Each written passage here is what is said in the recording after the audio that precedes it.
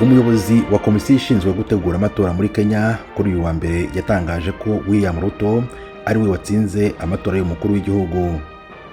Ubwo bari bahanganye Raila Odinga kuri uyu wa kabiri yatangaje ko atemera ibyavuye mu matora. What we saw yesterday was a travesty and a blatant disregard of the constitution and the laws of Kenya. Bigitangazwa imvururu zavutse mu duce tumwe na tumwe tw'igihugu. Ibi bitangajwe mu gihe hari abandi bagize komisiyo banze kwemera ibyatangajwe ko ari ukuri. Ibi byakurikiwe n'imvururu z'abandi batemera ibimaze gutangazwa, ni ukuvuga ko zatewe n'abashyigikiye Raila Odinga. William Ruto wahoze ari vice perezida wa Kenya niwe watangajwe ko yatsinze amatora y'umukuru w'igihugu.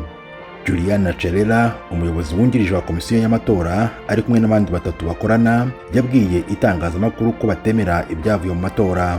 Cherera yagize ati, ntabwo twemera ibitangazwa bivuye mu matora bitewe n'imiterere yabyo. Because of the opaque nature which these results have been handled.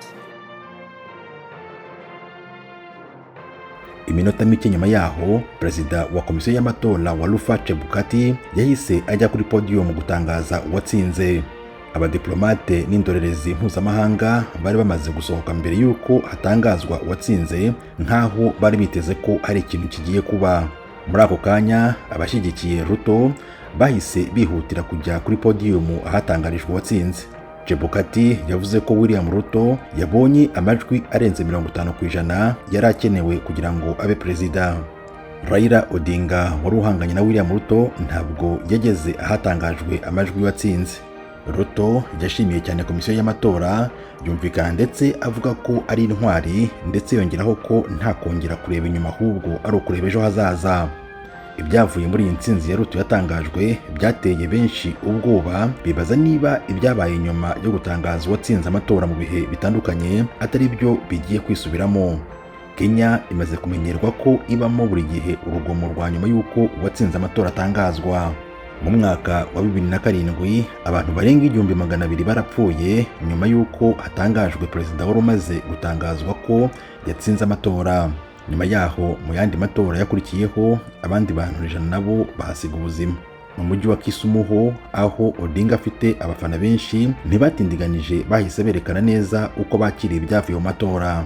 Aho Kisumu hagaragaye umwotsi mwinshi mu kirere nyuma yo gutwika ibirundo by'amapine.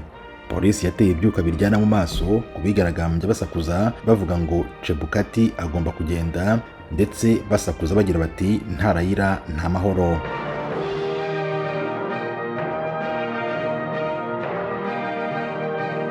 Tim Harris Shimwe, Ijwi ry'Amerika.